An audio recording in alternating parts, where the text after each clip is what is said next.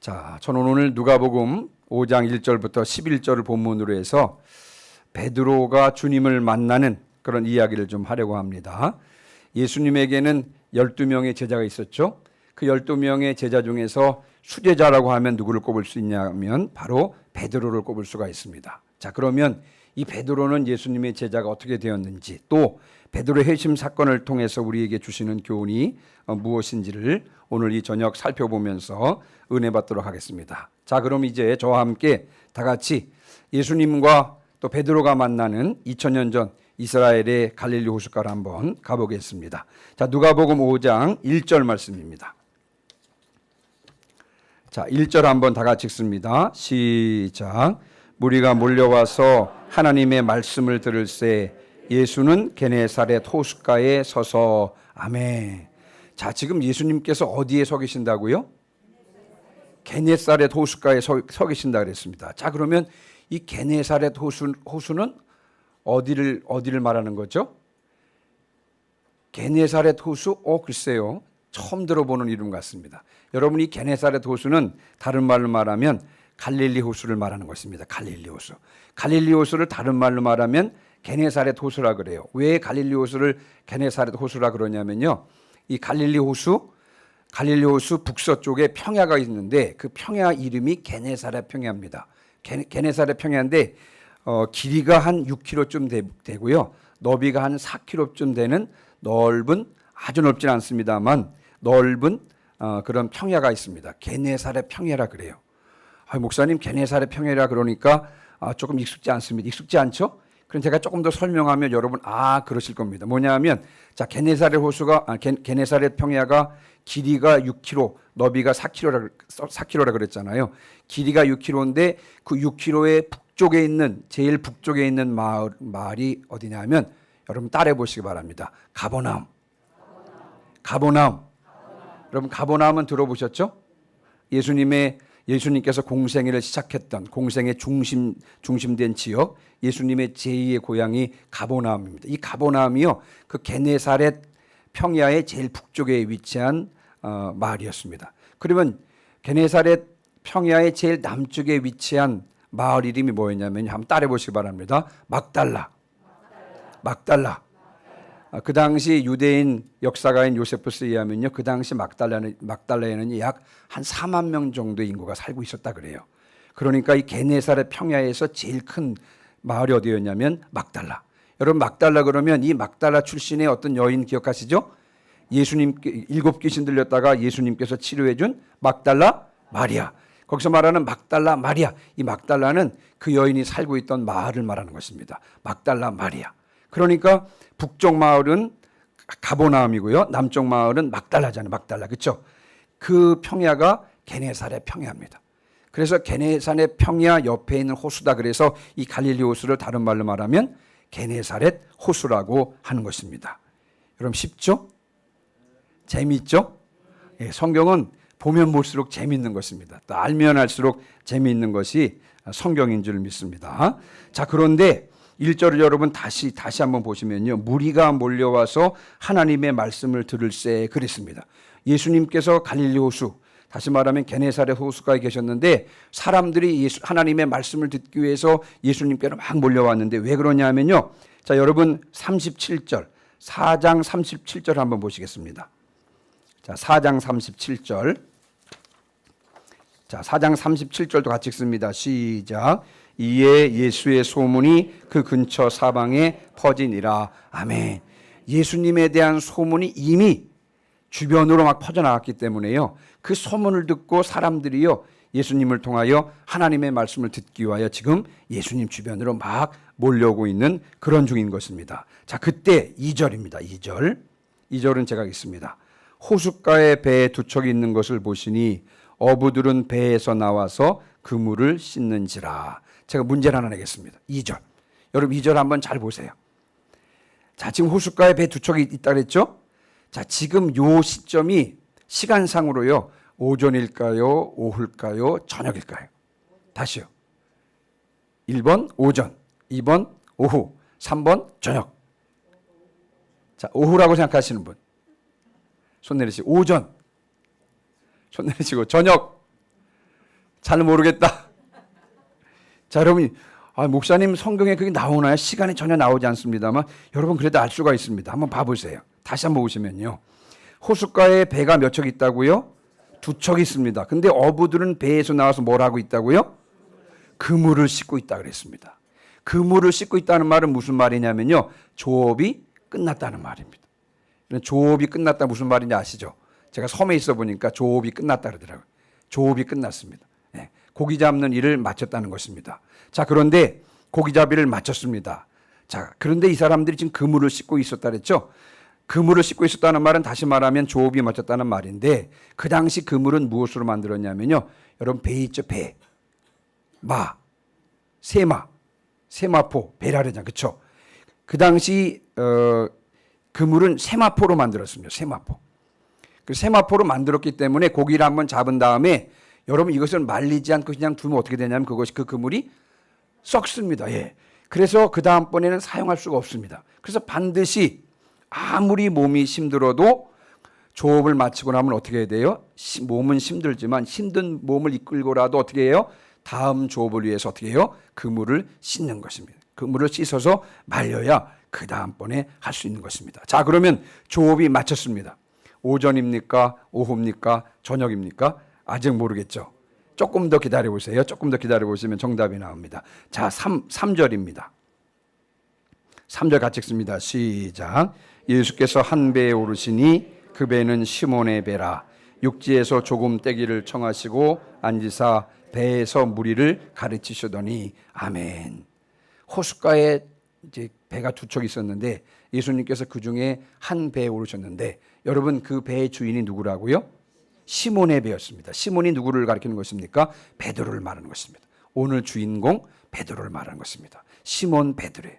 나중에 예수님의 수제자가 된 그런 시몬과 드디어 이제 예수님께서 만나시는 것입니다. 이제 배에 타신 예수님께서 이제 베드로에게 부탁을 해서 배를 조금 호숫가에서 조금 더 육지에서 떨어지도록 그렇게 부탁을 한 다음에 그리고는 배 위에서 육지에 있는 많은 사람들, 예수님의 소문을 듣고 하나님의 말씀을 듣기 위하여 예수님께 몰려온 많은 사람들을 향해서 지금 무리들을 가르쳤습니다. 여러분 이 장면이 상상이 되죠.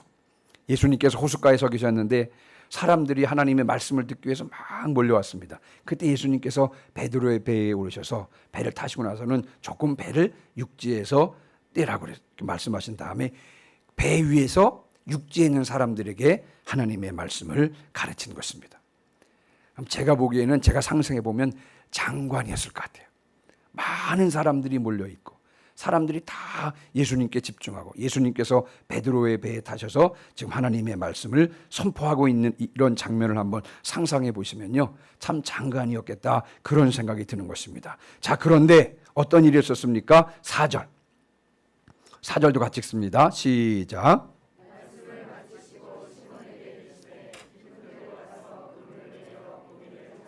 아멘. 말씀을 마치시고 나서 예수님께서 시몬에게 명령하십니다. 뭐라고 명령하셨습니까? 깊은 데로 가서 그물을 내려 고기를 잡으라 이런 말씀하셨습니다. 근데 여러분 이 예수님의 명령은 이 명령 조금 분석해 볼 필요가 있습니다. 왜냐하면요 그 당시 예수님의 나이는 몇 살이었습니까?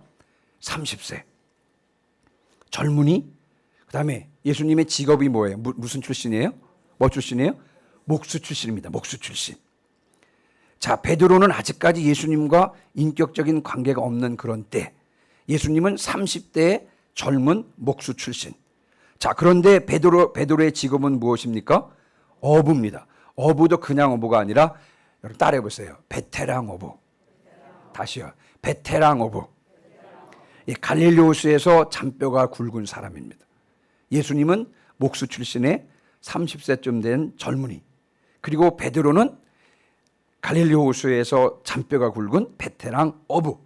자, 갈릴리 전문 어부의 입장에서 보면 여러분 예수님의 말씀은 경험과 상식에 어긋난 것입니다. 왜냐하면 예수님과 베드로가 만난 시간, 지금 조업이 끝난 시간이 언제였냐면요. 오전입니까? 오후입니까? 저녁입니까? 여러분 오전입니다. 오전. 어느 시간이라고요? 오전입니다. 왜서 그러냐면요. 당시 그물은 무엇으로 만들었다고요? 세마포로 만들었어요. 세마포로. 그러니까 여러분 낮에 그물을 내리면 자, 고기들이 물속에서 그물을 볼 수 있을까요? 볼 수 없을까요? 다시요. 자, 세마포 그물을 낮에 여러분 물속에 갈릴리 호수 속으로 들이오면 고기들이 그 그물을 볼 수 있을까요? 볼 수 없을까요? 볼 수 있습니다. 그러니까 그물 안으로 고기들이 들어갈까요? 들어가지 않을까요?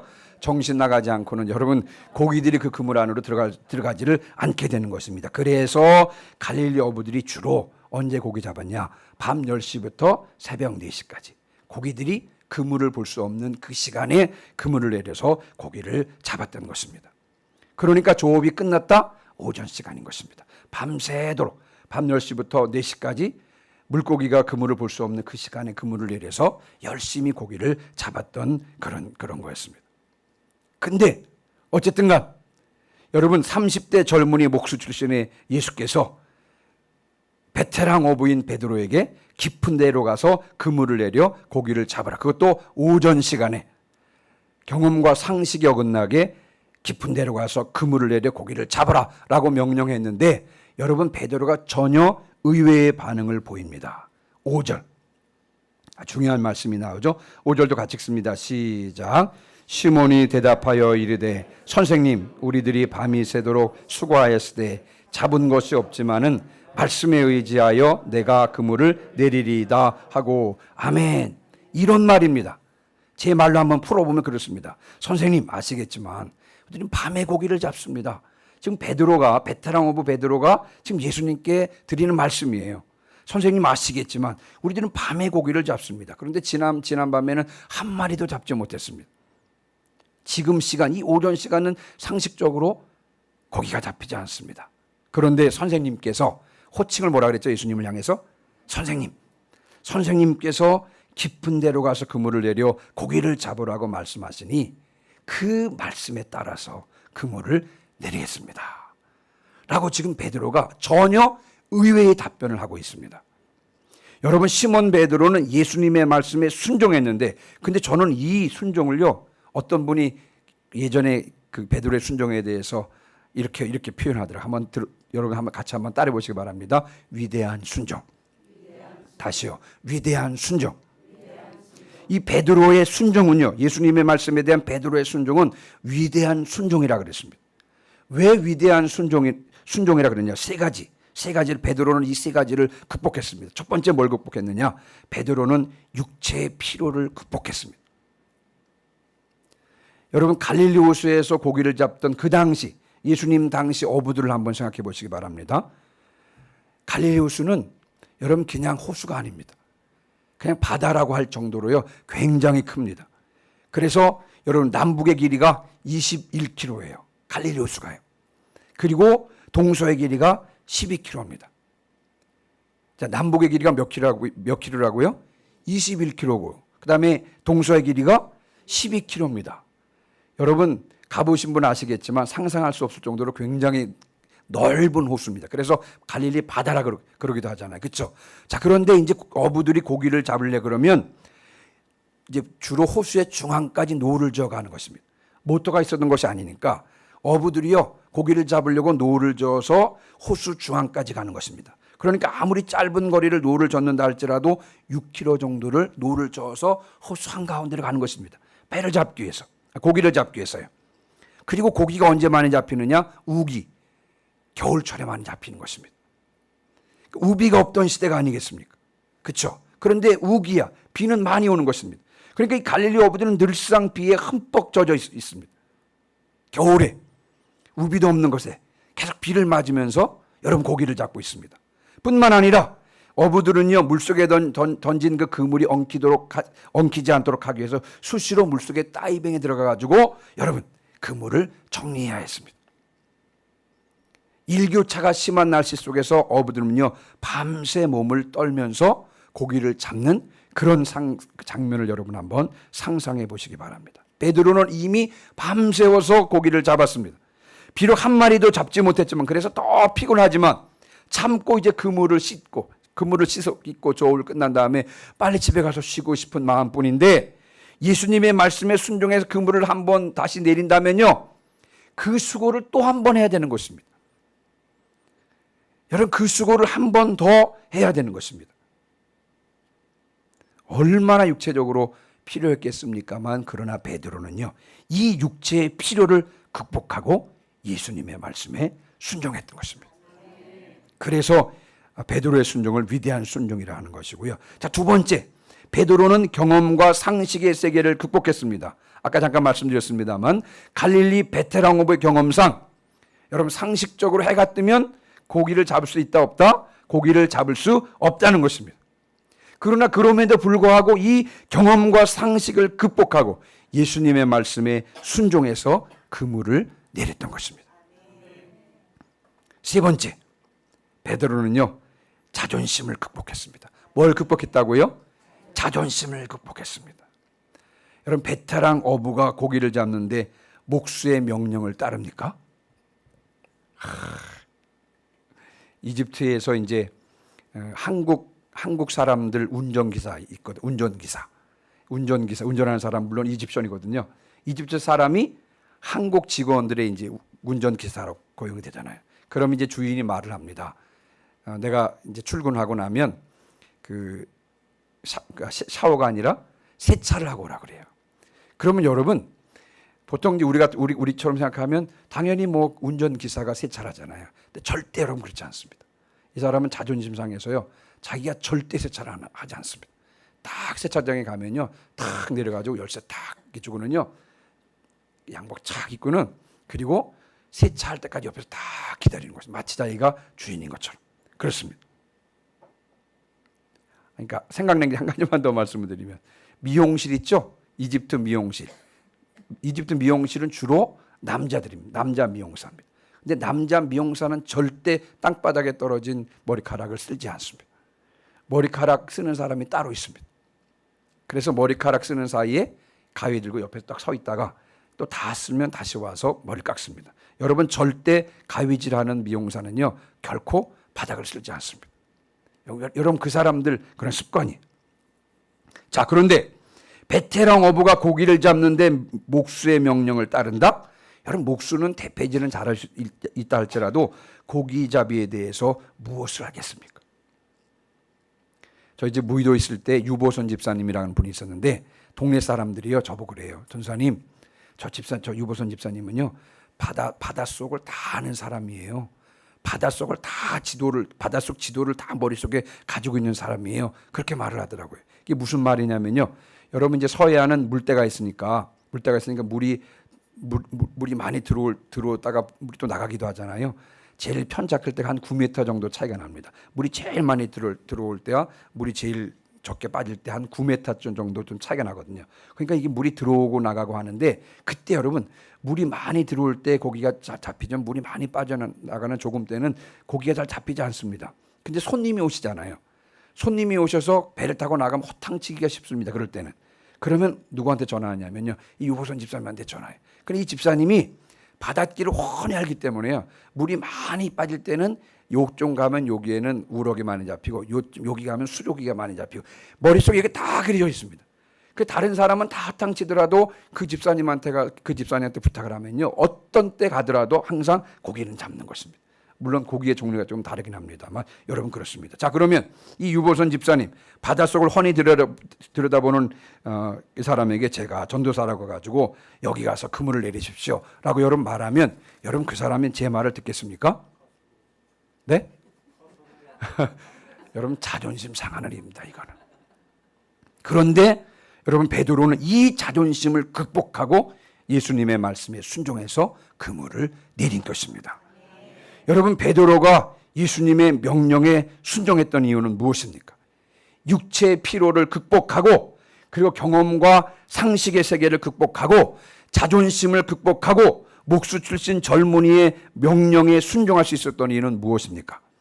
여러분 우리가 문맥을 잘 살펴보면 그 이유를 알 수가 있습니다. 예수님께서 베드로의 배에 오르셔서 무리들에게 말씀하셨잖아요. 그렇죠? 여러분 예수님께서 베드로의 배에 오르셔서 육지에 있는 사람들에게 하나님의 말씀을 가르칠 때 그때 여러분 베드로는 어디에 있었습니까? 혹시 바다 밑에 던져진 그물이 얽히지 않았나 하고 여러분 다이빙해서 물속에 들어가셨을까요? 여러분 그렇지 않았습니다. 예수님과 함께 그 배에 타고 있었습니다. 또 예수님께서 가르치실 때 여러분 베드로는 같은 배에서 무엇을 했겠습니까? 낮잠을 잤겠습니까? 여러분 그렇지 않았습니다. 예수님께서 가르치고 계시는 때 달인을 했겠습니까? 여러분 그렇지 않았습니다. 무리들 향해서 말씀하실 때 베드로도요 그 옆에서 예수님의 말씀을 들었던 것입니다. 예수님의 말씀을 들으면서 예수님이 다른 사람과는 다르다는 것을 느꼈을 것입니다. 성경적으로 말하면 여러분 베드로가 예수님의 말씀을 들으면서 무엇이 생긴 거예요? 예수님의 말씀을 들으면서 무엇이 생겼어요? 믿음이 생긴 것입니다. 예수님의 말씀을 들을 때 믿음이 생긴 것입니다. 그래서 예수님을 향해서 뭐라고 부르냐면요, 선생님 그랬습니다. 선생님이라고 불렀던 것입니다. 그리고 그 말에 순종했던 것입니다. 여러분 우리가 너무 잘 알죠. 믿음은 말씀을 들을 때 생기는 것입니다. 로마서 10장 17절 말씀에 잘 아시는 말씀이죠. 그러므로 믿음은 들음에서 나며 들음은 무엇으로 말미암는다고요? 그리스도의 말씀으로 말미암았느니라. 아멘. 말씀을 들을 때 믿음이 생기는 것입니다. 자, 믿음이 생기면, 그 다음에 믿음이 생기면 어떻게 돼요? 진정한 믿음은 말씀에 어떻게 한다고요? 순종하게 되는 것입니다. 히브리서 5장 9절 말씀에 보면 자기에게 순종하는 모든 자에게 영원한 구원의 근원이 되시고. 자, 여러분 구원은 무엇으로 받죠? 믿음으로 받는 거거든요. 믿음으로 구원을 받는데 히브리서에는 이 믿음의 개념을 조금 다르게 표현했습니다. 순종하는 모든 자에게 영원한 구원의 근원이 되셨다 그랬습니다. 다시 말하면 이 믿음의 개념과 순종의 개념을 같이 보는 것입니다. 다시 말하면 여러분 진정한 믿음은 말씀에 순종한다고 하는 것입니다. 베드로는 예수님의 말씀을 듣고 믿음이 생겼기 때문에 예수님의 말씀에 순종할 수 있었던 것입니다. 자, 그러면 베드로가 예수님의 말씀에 순종한 결과는 무엇입니까? 6절과 7절입니다. 6절과 7절 같이 읽습니다. 시작. 그렇게 하니 고기를 잡은 것이 심이 많아 그물이 찢어지는지라. 이에 다른 배에 있는 동무들에게 손짓하여 와서 도와달라 하니 그들이 와서 두 배의 채움에 잠기게 되었더라. 아멘. 고기를 심히 많이 잡았습니다. 예, 고기들이요 세마포 그물을 보고 다 피해갈 그 시간이었는데, 그런데 주님이 예수님의 말씀에 순종해서 깊은 곳에 그물을 던졌더니요 고기가 너무 많이 잡혀가지고요 혼자의 심부는 어떻게 할 수가 없었어요. 여러분 동무들의 배를 불러서 도와달라 그랬습니다. 그래서 두 배에 가득 채울 정도의 고기를 잡았다라고 그렇게 말씀하고 있는 것입니다. 자, 그 다음에 이제 8절부터 11절까지는 교독하시겠습니다. 8절부터 11절. 시몬 베드로가 이를 보고 예수의 무릎 아래 엎드려 이르되 주여 나를 떠나소서 나는 죄인이로소이다 하니 9절.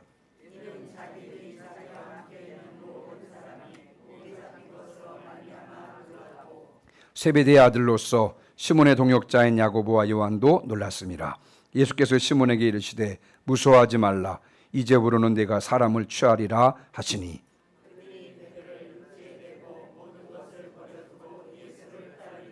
아멘. 시몬 베드로가 이 상황을 보고 매우 놀랐습니다. 네. 도저히 경험과 상식상 고기가 잡히지 않는 이 시간에 그물을 내렸는데 어마어마하게 많은 고기가 잡힌 이 사실에 대해서 놀랐습니다. 그래서 여러분 예수님 앞에 엎드려서 이렇게 고백하는 것입니다. 주여 나를 떠나소서 나는 죄인으로서이다. 여러분 베드로는 왜 이렇게 예수님께 고백했을까요? 너무 놀라서 그랬을까요? 여러분 거기에는 놀람 이상의 의미가 있는 것입니다. 자, 어부들의 생활에서 바다를 주관하는 신과 밀접하게 관련이 되어 있습니다. 바다. 어떻게 할 수 없는 그런 공간 아니겠습니까? 그래서 여러분 어부들의 생활에서 바다를 주관하는 신과 밀접한 관련이 되어 있는데, 예를 들면 그리스에는요 바다를 주관하는 신 포세이돈이 있습니다. 로마에는 넵튠, 우리나라에는 용왕이랬죠, 그렇죠? 자, 성서 시대 이스라엘에는요 바다의 신으로 얌이 있어요. 얌이란 말은 히브리어로 물이란 뜻이거든요. 정확히 말하면 물들, 복수형인데 그냥 얌이라고 하는 신이 있었습니다. 그러니까 이스라엘 사람들에게 바다의 신 얌은요 바다와 뗄래야 뗄 수 없는 관계, 다시 말하면 이 바다는요 신이 다스리는 영역인 것이죠. 신이 다스리는 영역인 것입니다. 근데 그 당시 갈릴리 호수는요 물반 고기반으로 불릴 정도로 고기가 잘 잡히기로 유명한 곳입니다. 그런데 이 베테랑 오브 베드로가 밤새도록 고기 잡았는데 한 마리도 잡지 못한 그런 상황이 벌어진 것입니다. 지금까지의 경험상 도저히 이해할 수 없는 일이 베드로에게 있었던 것입니다. 이게 도대체 무슨 일이야? 그물을 내릴 때마다 한 마리도 고기가 올라오지 않는 것입니다. 너무 이상한 거예요. 피곤도 했지만 이상하기도 하고, 그 그물을 씻는 중에 결국은요, 예수님께 순종해서 그것도 상식을 깨고 아침 시간에 그물을 내렸더니 그물이 찢어질 정도로 고기가 많이 잡힌 것 아니겠습니까? 어떻게 이런 일이 가능할까? 이런 일은 신만이 할 수 있는 거야. 사람으로 할 수 있는 것이 아니라 신만이 할 수가 있는 거야. 그래서 여러분, 베드로는요, 예수님이 신적인 존재이든지 아니면 신이 보낸 대리자라고 생각을 했던 것입니다. 그래서 여러분, 호칭이 바뀌어요. 처음에는 선생님, 그렇죠? 선생님 이렇게 부르다가요, 이제는 호칭이 바뀝니다. 주여, 나를 떠나소서. 나는 죄인이로소이다. 선생님이라고 하는 호칭이 어느새 주인으로, 주여라고 변하는 것입니다. 결국 베드로는 어떻게 됩니까? 모든 것을 버려두고 예수님을 따르게 되었던 것입니다. 말씀에 순종했던 베드로는 그 결과로 놀라운 일을 경험을 했습니다. 낮에 그물을 던졌는데도 그물이 찢어질 정도로 많은 고기를 잡게 된 것이죠. 이와 같은 경험을 하면서 이분이 신적인 존재, 다시 말하면 예수님이 하나님의 아들이시구나 라는 사실을 알게 되었고요. 그리고 예수님이 하나님의 아들이라고 하는 사실을 안 순간 자신이 죄인이라고 하는 사실을 그냥 직감적, 계시적으로 깨닫게 된 것입니다. 그래서 예수님 앞에 엎드려서 자신이 죄인임을 고백하고 있는 것입니다. 자, 여러분, 이 말씀에는요, 귀한 신앙적인 원리가 있는데, 여러분, 말씀을 들을 때 뭐가 생긴다고요? 말씀을 들을 때 믿음이 생기는 것이고, 또 믿음은 무엇에 순종하게 한다고요? 결국은 말씀에 순종하게 하는 것입니다. 또 말씀에 순종하게 되면 어떤 일을 경험하게 된다고요? 놀라운 일을 경험하게 되는 것이고, 놀라운 일을 경험하면 자신이 어떤 존재인지를 더 깊이 경험하게 되고, 더욱 주님을 의지하게 되고, 더욱 말씀을 의지하게 되는 것입니다. 혹시 여러분의 삶 가운데 놀라운 일이 생겼습니까? 기적이 생겼습니까? 만약에 우리 삶 가운데 기적이 생겼다 그러면, 놀라운 일이 생겼다 그러면 얼마나 기쁘고 즐겁겠습니까? 그런데 우리 가운데 놀라운 일, 기적이 생겼을 때 여러분 잘 보셔야, 주의해서 볼 필요가 있습니다. 우리 가운데, 우리 삶 가운데 놀라운 일이 생겼습니다. 우리 삶 가운데 기적이 생겼는데, 그때 기적이 생긴 후에 여러분들이 무엇을 보고 계십니까? 이 기적을 경험한 후에 더 주님을 바라보고 있습니까? 여러분, 그렇다면 그 놀라운 일은요, 믿음으로부터 생긴 결과인 것입니다. 그런데 놀라운 일이 생긴 후에 자꾸 내 자신이 보이고 내 자신을 드러내고 싶고, 그것은 여러분 믿음과는 상관없는 일인 것입니다. 그렇다면 여러분 조심해야 되는 것입니다. 그때 초대교회에서도 사도들이 말씀을 증거할 때 주님께서요, 기적을 통해서 사도들이 전하는 말씀이 참인 것을 증거했다라고 성경은 증언하고 있는 것입니다. 다시 말하면 더욱 믿을 수 있도록 하기 위해서 하나님께서는요, 기적을 허락하셨던 것입니다. 기적이 뭐냐? 바로 믿음을 위해서 주시는 것이 기적인 것입니다. 더 주님을 깊이 신뢰하고 더 주님을 깊이 믿을 수 있도록 하기 위하여 주시는 것이 기적인 줄 믿습니다.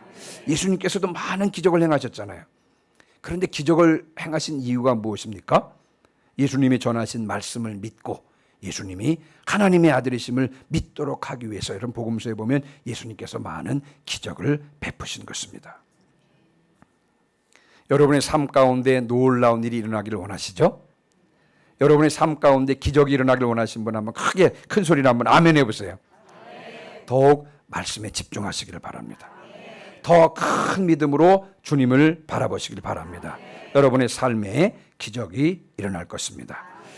이제 오늘 말씀을 마무리하고 마치면서 더욱 말씀에 집중하시고 더 큰 믿음으로 말씀에 순종하게 하시고, 그래서 매일매일의 삶에서 놀라운 일, 기적을 경험하시는 여러분 되시기를 주님의 이름으로 축원합니다. 또 이와 같이 우리들의 신앙생활로 인하여 우리가 놀라운 일들을 경험하면서 더 주님을 의지하고 주님께 영광 올려드리는 모습을 보고 많은 이들이 주님을 알고 주님께로 돌아오는 역사가 또 여러분의 삶 가운데 일어나시기를 주님의 이름으로 축원합니다. 아멘.